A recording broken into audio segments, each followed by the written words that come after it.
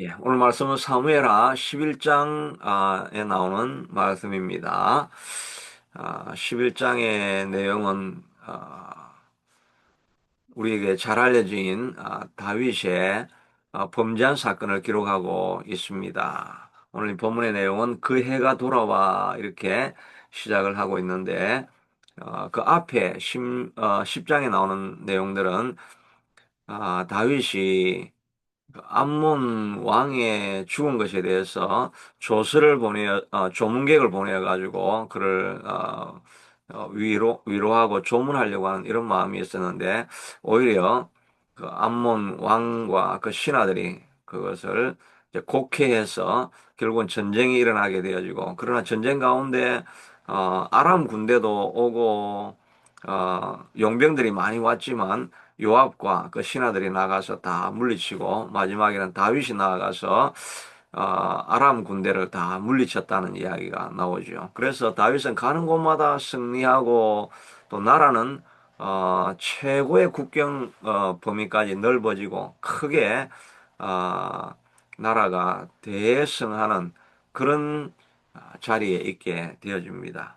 그때 오늘 이제 다윗이 범죄한 사건, 다윗이 몰락하는 사건이 기록되어져 있는 것을 보게 됩니다. 이 사건은 뭐 바세바 사건으로 우리에게 너무나 잘 알려져 있는 사건이지요. 다윗이 모든 것이 승승장구하고 있을 때 한순간 방심하였다가 바세바를 범하게 되고, 범한 그 죄를 감추기 위해서 그의 충직한 부하 우리아를 전장에 나아가서 죽게 하는, 그리고 나서 죽으니까 우리아를 자기 아내로 데려오는, 너무나 우리가 보기에도 악한 그런 범죄를 하게 되는 그런 사건을 이렇게 다루고 있는 것을 보게 됩니다. 성경에 보면 고린도 전서 10장 11절에 보면 선자는, 섰다고 생각하는 자는 넘어질까 조심하라, 그렇게 말씀이 되어 있죠. 우리가 모든 것이 잘 되고 흥왕하고 있을 때 그때 우리가 넘어지기 가장 쉬운 자리에 있다는 것을 우리가 기억해야 할 것입니다. 오히려 사람들이 끊임없이 그 어려움 가운데, 곤란 가운데 있을 때는 우리가 죄를 범하지 않죠. 그러나 섰다고 생각할 때, 모든 것이 성공했고 하나님이 복을 주셨다고 생각할 때, 그때 우리가 오히려 무너지기 쉽다는 것을 생각해 보면, 모든 것이 평안하고 안정되어 있을 때, 그때가 우리에게 가장 위험한 때인 것을 우리가 알아야 될 것입니다. 이 다윗이 이런 어려움을 당하게 되었던 그 내용을 보면, 1절에 보니까 그 해가 돌아와 왕들이 출전할 때에 다윗이 요압과 그에게 있는 부하들과 온 이스라엘 군대를 보느니 그들이 암몬 자손을 멸하고 라빠를 에워쌌고 다윗은 예루살렘에 그대로 있더라라고 말하고 있습니다. 지금은 전쟁해야 될 때이고 사울은 나아가서 전쟁터에 있어야 될 때인데 예루살렘에 그대로 있고, 그리고 저녁 때에 다윗이 그 침상에서 일어나 왕궁 옥상에서 거닐다가 그곳에서 한 여인이 목욕하는 데 것을 보게 됩니다. 그러니까 다윗이 이 전쟁해야 될 때, 일하러 나가야 될 때 일하지 않고 왕궁에 머물러 있었고, 저녁 때가 되었다라고 했으니까 아침에 일어나야 되는데 저녁에 일어났다는 것은 그 전날 어, 뭐 술을 많이 먹고 잔치를 했던지 그런, 일어나야 될 때 일어나지 않고 나태하고 게을러 있는 이런 모습을 보게 되지요. 나태하고 게을러 있는 이런 모습이 있을 때 결국은 나태한 것으로 끝나는 것이 아니라 그것이 결국은 범죄하는 자리까지 이르게 된다는 것을 보면서, 우리가 나태하는 자리에 있을 때, 더 이상 해야 될 사명이 없다고 생각하고 있을 때, 그때 우리가 나락에 떨어지기 시작한다는 것을 기억하면서 우리가 평생 죽을 때까지 사명을 향해서 달려가야 된다는 것을 알 수가 있습니다. 잠언서 28장 29장 18절에 보니까 묵시가 없으면 백성이 방자에 행하거니와 율법을 지키는 자는 복이 있느니라고 말하고 있지 않습니까? 영어로 보면 without a vision, people perish. 비전이 없으면, 꿈이 없으면 사람이 망하게 된다. 더 이상 사명이 없고 무엇을 해야 될지 꿈이 없을 때 사람들이 방자히 행하게 된다. 반면에 율법을 끝까지 지키는 자가 복이 있다는 거죠. 꿈이 없으면 사람들이 율법을 무시하고 율법을 넘어가서 방자히 행하게 된다는 것입니다. 아, 하나님을 쫓아갔던 사람들 중에서 모세는 끝까지 뭐 방자히 행할 틈이 없었죠. 왜냐하면 이스라엘 백성들을 끝까지 가나안 땅으로 인도해야 된다고 하는 죽을 때까지 그 사명을 계속해서 감당해야 될 사명이 남아 있으니까 꿈이 있고 보아야 될 가나안 땅이 있고 목표가 있으니까 흐트러지지 아니하고 어, 방종하는 자리에 이르지 않게 되는 것을 보게 되죠. 여호수아도 마찬가지입니다. 여호수아도 죽을 때까지 방종하지 아니하고 마지막 임종하기 전에 너희는 이스라엘 백성들을 향해서 너희는 그 가운데 택하라 나와 내 집은 여호와를 섬기는 일을 선택하겠다라고 하면서 마지막 죽을 때까지 그 다음 세대를 향해서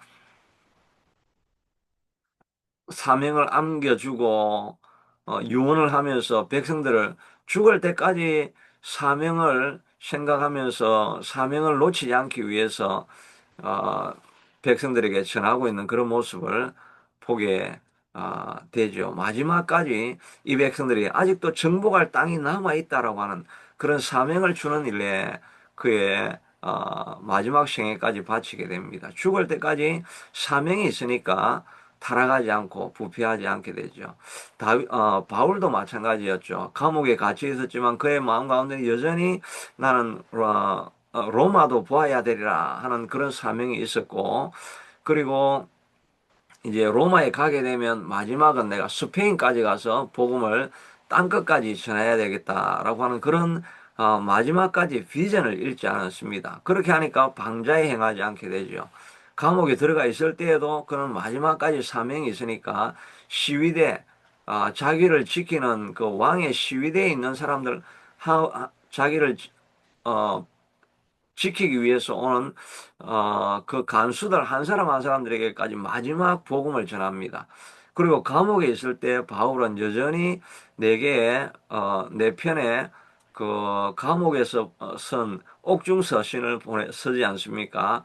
그리고 에베소서, 빌립보서, 골로새서, 빌레몬서 이렇게 감옥에 있으면서도 마지막까지 편지를 쓰고 또 디모데에게 마지막에 편지를 쓰면서 그 죽어가면서까지 바울 안에는 여전히 사명이 남아 있었습니다. 할 일이 있는 사람은 결코 방자에 행하지 않게 되는 것입니다.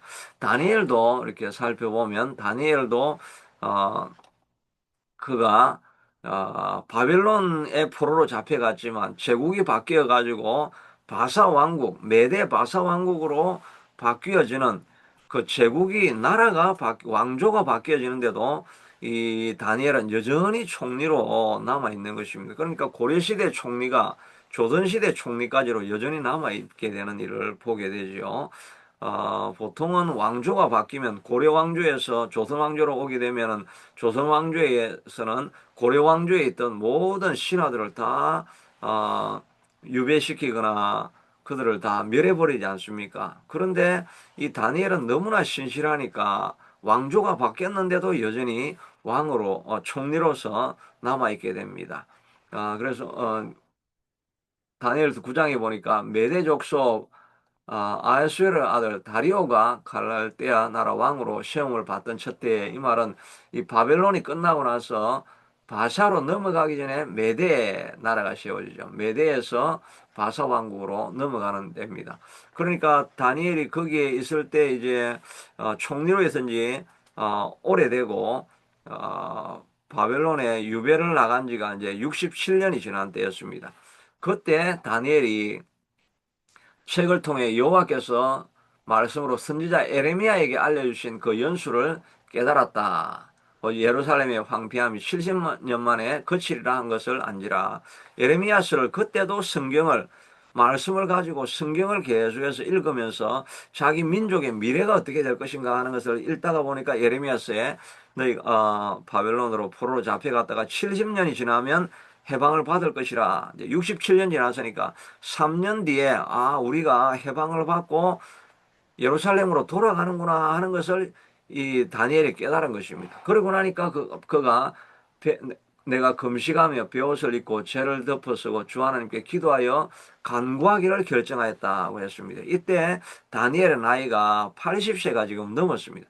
80세가 넘었는데 성경을 읽다가 이스라엘 백성들이 회복한다는 이런 예언을 발견함으로 말미암아 이스라엘 백성들이 이 돌아갈 수 있는 이유는 이 백성들이 죄를 다 회개하고 하나님 앞에 돌이키기 시작하면 이스라엘 백성들이 돌아올 것을 그때 이제 알게 됩니다. 그러니까 이 다니엘이 80세가 넘어가서 86세 가까이 되어서 이제 내가 내 백성들을 위해서 금식하며 기도해야 되겠다라고 하는 중보하는 결단을 하게 되죠. 이 중보하는 결단을 하면서 금식하면서 이 나이에도 아직도 그가 할 사명을 붙들고 있으니까 비전이 남아 있으니까 그가 페리시하지도 않고 망하지도 않고 그가 방종하면서 행하지 않게 되더라는 것입니다. 우리도 마지막까지 하나님이 주신 사명을 깨닫고 하나님의 부르신 부름의 사명을 기억하고 나아가고 있을 때 우리가 방종하지 않게 된다는 것입니다. 우리가 더 이상 꿈이 없고 더 이상 무엇을 해야 될지 하나님이 마음에 주시는 소원이 없을 때 그때 우리가 두려워해야 되는 것입니다. 그냥 나태해지는 것이 아니라 나태하면 반드시 죄를 범할 수밖에 없는 그런 자리에 떨어지게 된다는 것입니다. 그러니까 우리 마음속에 하나님 내 속에 열정이 살아나게 해달라고. 열정은 어떻게 일어납니까?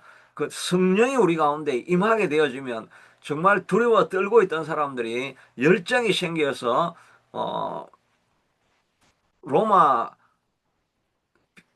군대가 그를 잡아서 감옥에 넣는다고 해도 사람들이 두려워하지 아니하고 성령이 충만하니까 바깥으로 나아가서 그들이 열정을 가지고 복음을 선포하고 예수 그리스도를 믿고 회개하고 성령을 선물로 받으라고 하면서 온 동네에 나가서 외치고 선포하지 않습니까?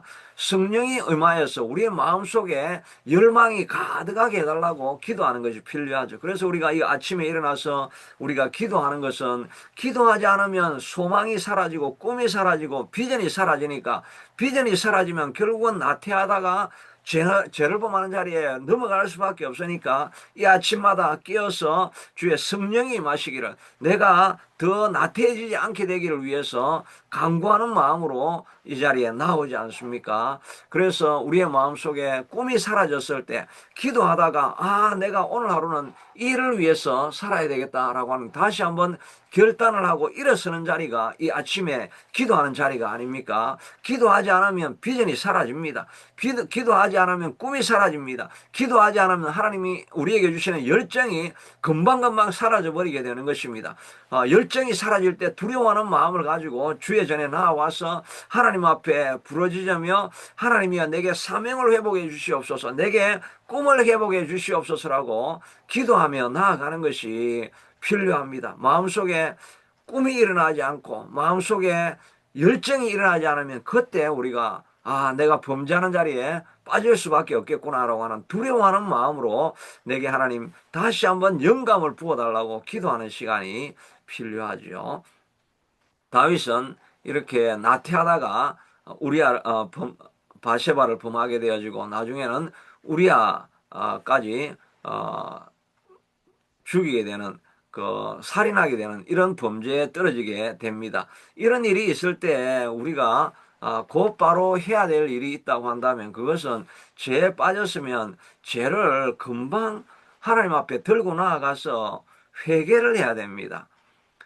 그래서 이 회개를 하다 보면 자기가 지은 죄뿐만 아니라 그 마음속에 뿌리에 있는 죄의 뿌리에 있는 문제들을 발견하고 회개해야 되죠. 죄의 뿌리가 있는 것은 교만한 마음, 탐욕하는 마음, 또 두려워하는 마음, 상처, 인정받고 싶은 욕구, 뭐 이런 것들이 사실은 우리의 모든 죄의 뿌리의 근간에 있는 것이라고 할 수가 있죠. 어, 다윗의 마음속에 있었던 것은 교만한 마음도 있을 것입니다. 이제는 무엇이든지 내 마음대로 하면 다 된다라고 하는 이런 교만한 마음이 그에게 자리한 것이죠. 왕이 되고 나서 내가 가는 곳마다 다 전쟁에서 다 이기니까 내가 못할 것이 없다.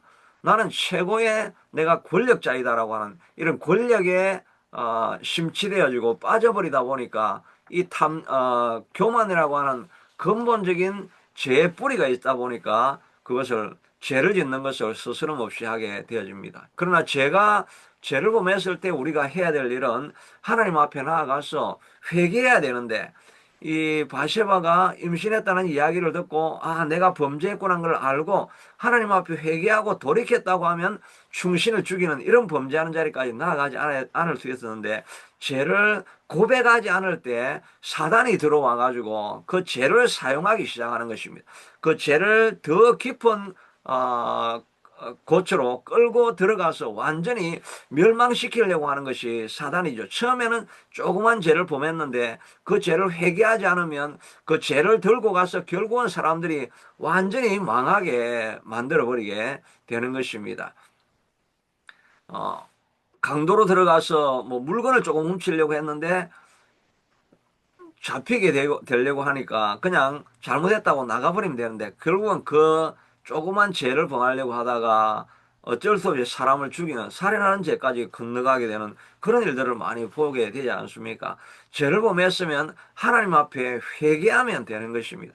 회개하면 돌이킬 수가 있는데 회개하지 아니할 때 어, 우리가 죄를 범했더라도 지난밤에 죄를 범했더라 할지라도 아침에 나와서 기도하는 자리를 통해서 내 죄를 하나님 범했다는 것을 내가 깨닫고 회개하면 더 깊은 죄로 나아가지 않게 되는데 이런 회개할 기회를 잃어버리면 점점 더 깊은 수렁으로 떨어지게 되는 것을 보게 되는 것입니다. 우리가 주님 앞에 죄를 회개하면 로마서 8장에 있는 것처럼 어, 그러므로 이제 예수 그리스도 안에 있는 자에게는 결코 정죄함이 없다라고 말하고 있습니다. 우리가 죄를 지어도 우리가 하나님 앞에 나아가서 회개하면 하나님께서 동이 서에서 먼 것처럼 우리의 죄를 다 기억도 아니하시고 다 지워주게 되는 것입니다.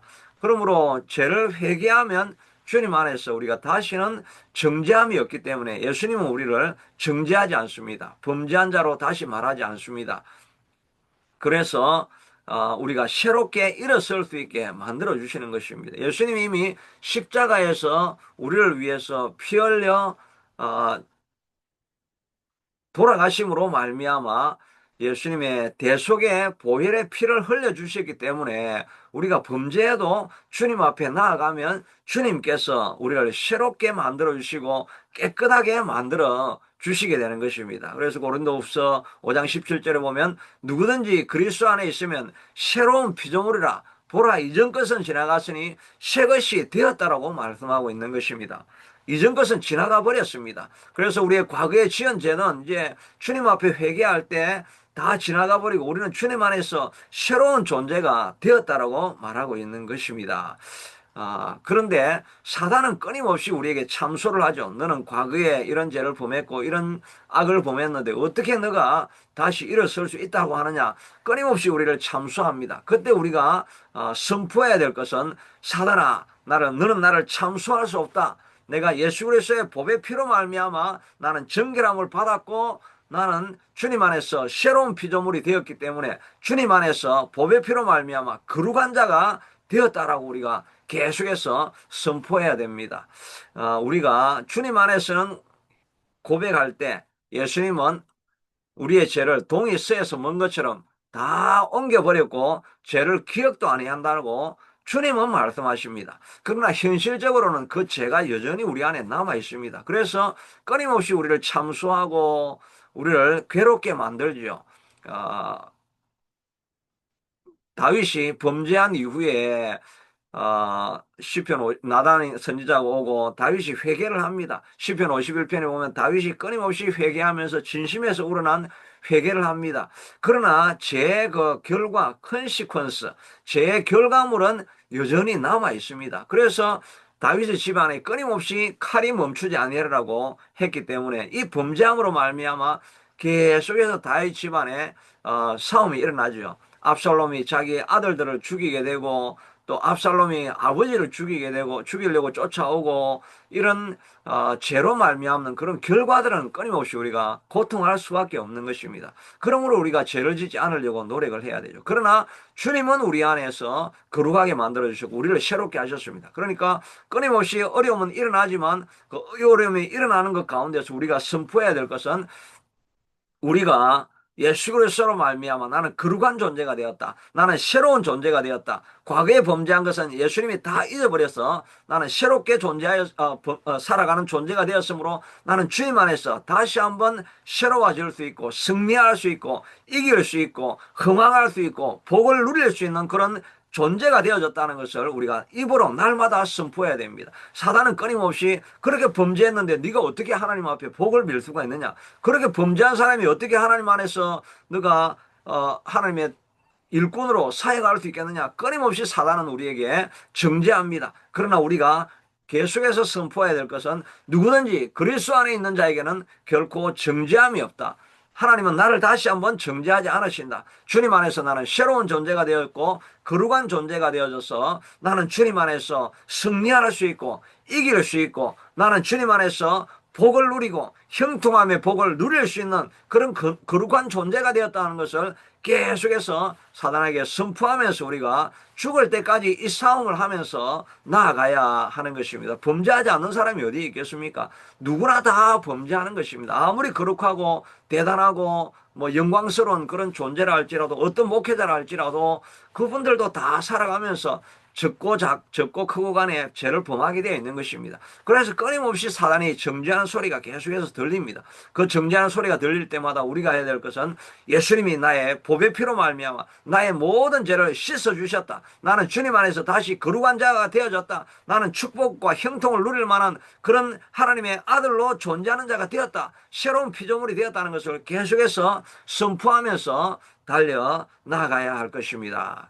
그러므로 우리가 무엇보다는 범죄하지 않을 수 있는 나태하는 자리에 떨어지지 않았는가? 내 마음속에 감동이 없지 않는가? 내 마음속에 꿈을 잃어버린 것이 아닌가? 내 마음속에 사명을 잃어버린 것이 아닌가? 내 마음속에 영감이 떠오르지 않고 내 마음속에 기도가 일어나야 되는데 기도가 되지 않을 때 두렵고 떨리는 마음으로 하나님이여 내가 교만하여졌습니다. 내가 하나님 앞에 간절함이 없어졌습니다. 이 간절함을 회복시켜 주시옵소서라고 하나님 앞에 기도하며 두려운 마음으로 하나님 앞에 꿈과 비전과 열정과 소원을 다시 일으켜달라고 기도해야 되고 혹시 우리가 나태하다가 범죄했다 할지라도 사단은 끊임없이 정죄한다 할지라도 나는 예수 그리스도의 보배피로 말미암아 정결함을 받은 자가 되어서 나는 주님 안에서 새로운 피조물이 되었기 때문에 거룩한 자가 되어졌고 하나님의 복을 누릴 그런 자격이 있는 자가 되었다는 것을 계속해서 선포하면서 우리가 이 싸움을 끊임없이 하고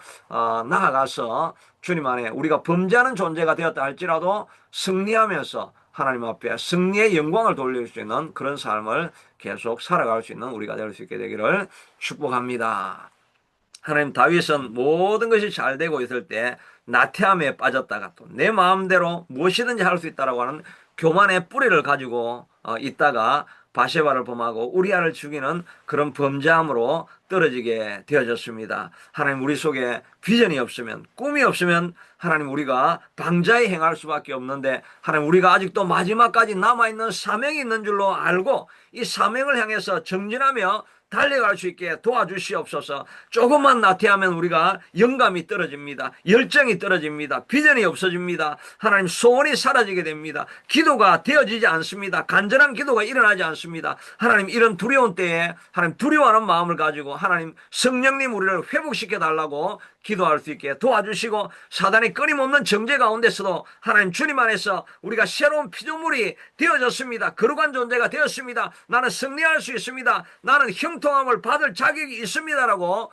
고백하며 나아가서 마지막 주님 앞에 가는 날까지 이 죄많은 세상 살아가면서 승리의 면류관을 가지고 주님 앞에 나아갈 수 있도록 도와주시옵소서. 오늘 하루도 이 이기는 하루가 될 수 있게 축복하여 주옵소서. 예수님 이름으로 기도드리옵나이다. 아멘.